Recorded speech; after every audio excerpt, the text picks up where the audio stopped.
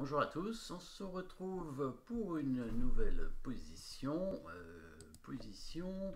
avec une dame, une tour, un fou, un cavalier pour les noirs contre une dame, deux tours et un fou pour les blancs. Donc une qualité de retard pour les noirs.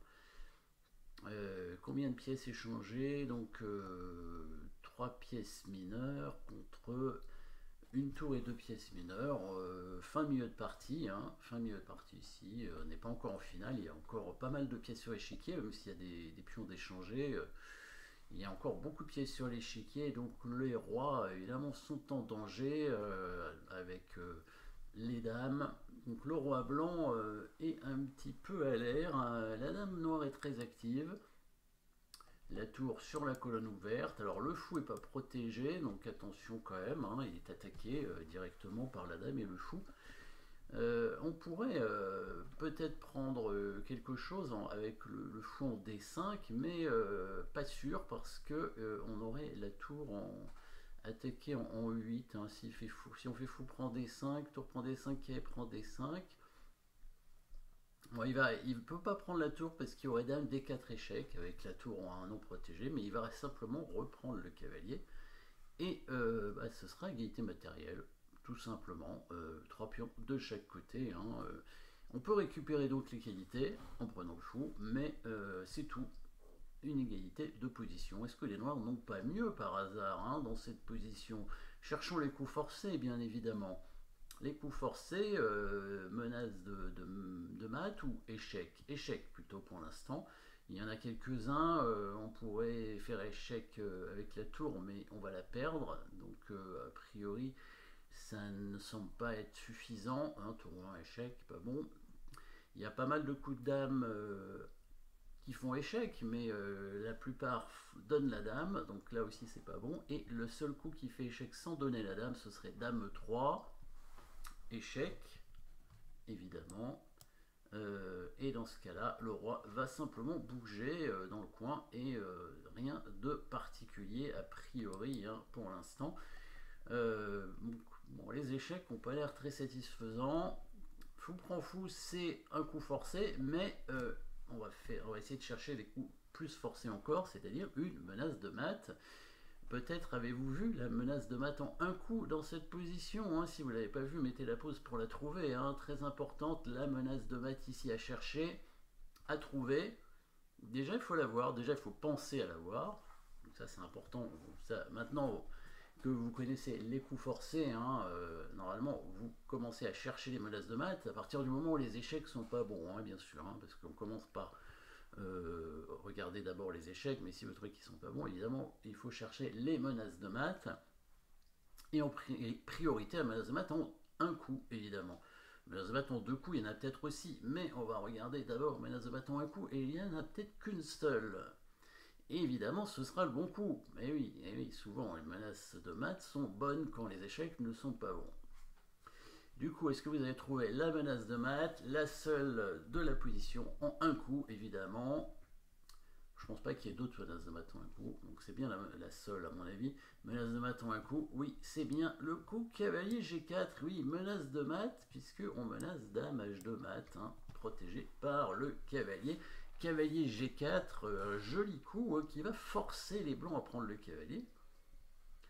Parce que sinon, dame H2, si les blancs prennent le fou pour se donner la case F1, c'est pas suffisant, puisqu'il y aura dame H2 suivi de dame H1 qui donnera mat, hein, puisque la tour contrôle toute la colonne. Donc le roi ne peut pas s'enfuir, donc il doit prendre le cavalier. Et voilà, et là ça change tout maintenant.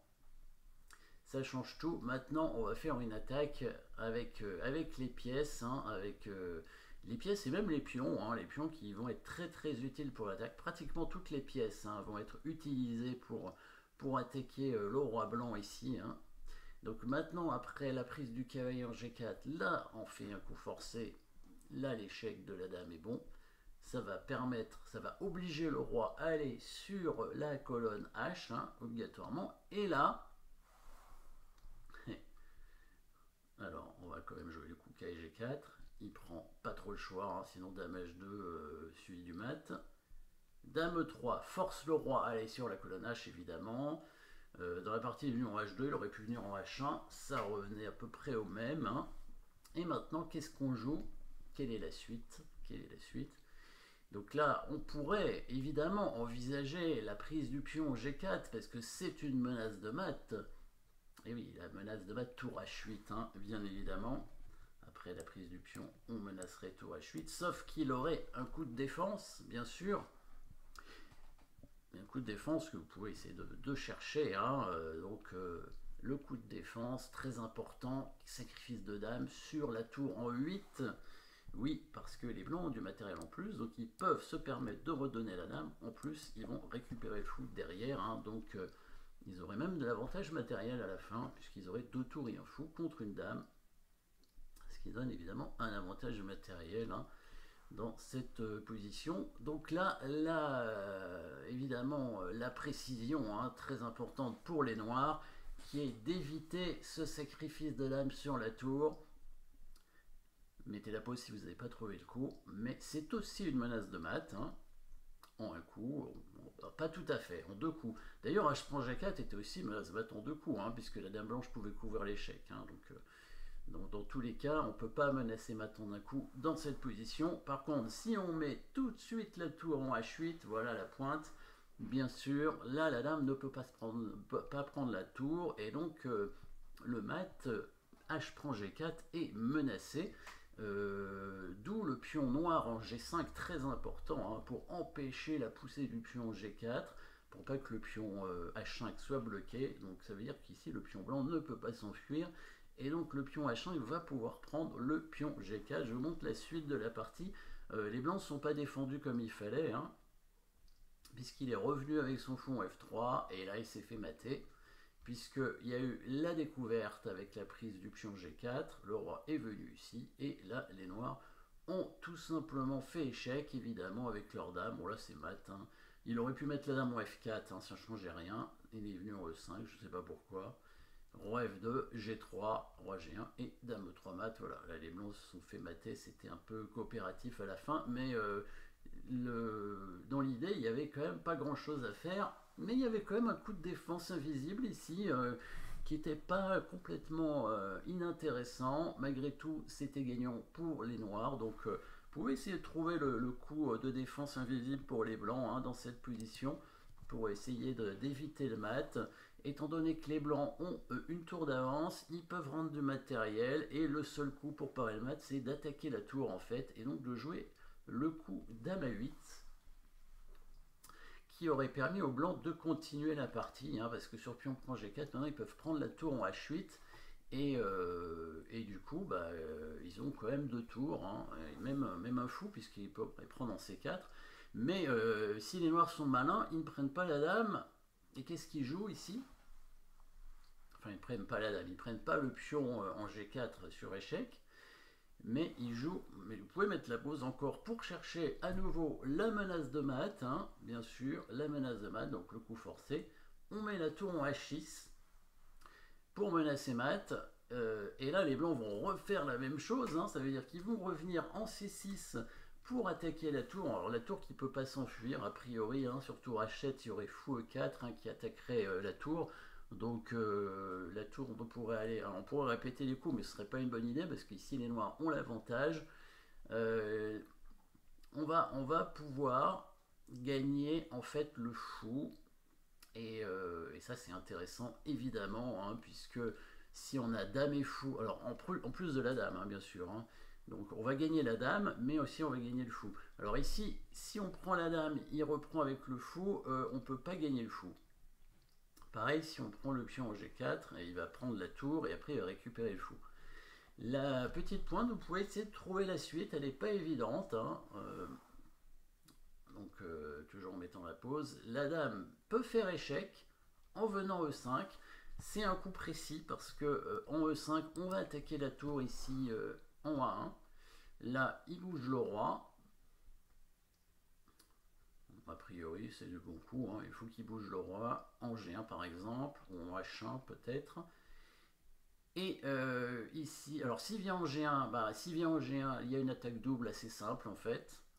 Donc là, on va prendre la dame et on va faire échec pour récupérer le fou. Et s'il vient en H1, peut-être c'est un peu mieux parce que là il n'y aurait pas l'attaque double quand même. Il n'y aurait pas d'attaque double, mais là je crois qu'on peut tout simplement, vous pouvez chercher à nouveau. Hein. Voilà, je vais chercher bien évidemment le coup. C'est pour ça que ouais, le coup roi G1 a été proposé, mais roi H1, il y a une autre idée. Et c'est pour ça qu'on a mis la dame en E5 hein, pour attaquer la tour ici. Donc on va prendre le fou comme ça. Fou prend fou.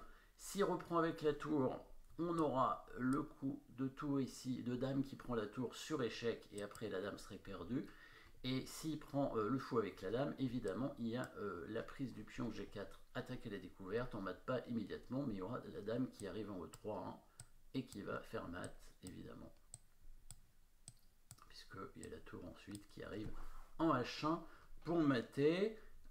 S'il prend de la tour, il perd la dame, et sinon, je pense qu'il va perdre dans tous les cas. Hein. S'il prend la tour, évidemment, on aura donc un fou de plus avec la dame contre les deux tours, et donc là, les blancs pourront rien faire. Hein. Je pense pas qu'il y ait de défense intéressante hein, ici pour les blancs. S'il attaque la dame avec sa tour, il va simplement avoir un fou de moins. Hein puisqu'on va prendre la tour sur échec et on va récupérer la dame avec le fou, la tour, hein, comme on veut. Voilà, on aura un fou de plus dans la finale. Pas besoin de chercher mieux, il y a peut-être mieux, mais c'est pas la peine. Voilà, petit coup de dame en E5 qui permet de créer des bonnes menaces. Alors peut-être que finalement le coup de roi en H1 c'était un peu mieux ici. Hein.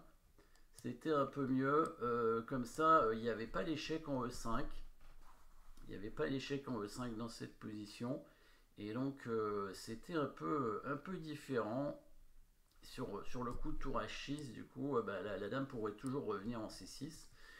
Donc ici, il faudrait probablement prendre la dame, hein, certainement. Le fou reprend. Et là, on prendrait le pion G4.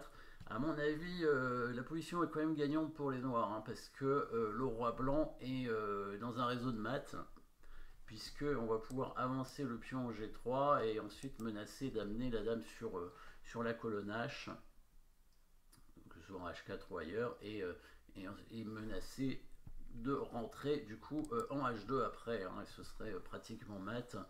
Donc même si pour l'instant le matériel est à peu près équilibré, les noirs ont un pion d'avance, hein, puisqu'ils ont 3 pions contre 2, dame contre 2 tours. Le roi blanc est très très mal protégé, et donc du coup il y a toutes les chances que les noirs arrivent à gagner cette partie. En plus, il y a le fou est pas protégé, hein, du coup la dame va gagner un temps pour arriver sur la colonne H. Hein, c'est pas comme si les blancs avaient des menaces de leur côté aussi. Hein. Il n'y a aucune menace en fait avec les blancs. On peut attaquer le fou, mais le fou qui pourra bouger simplement sur la diagonale. Les tours qui pourront pas facilement bouger de la première rangée, hein, étant donné qu'elles vont se faire attaquer par la dame. Et donc là, je pense pas que les blancs puissent défendre la position. En tout cas, joli petit coup de cavalier au départ avec un dégagement d'espace, hein, puisque on ouvre la colonne H avec évidemment une attaque à la découverte après, les blancs qui peuvent tenter de se défendre, mais on va faire une attaque double avec aussi, si jamais il vient en H1, donc la surcharge de la tour. Donc pas mal de thèmes tactiques là aussi hein, dans cette combinaison qui était assez riche. Merci d'avoir suivi cette position et à très bientôt.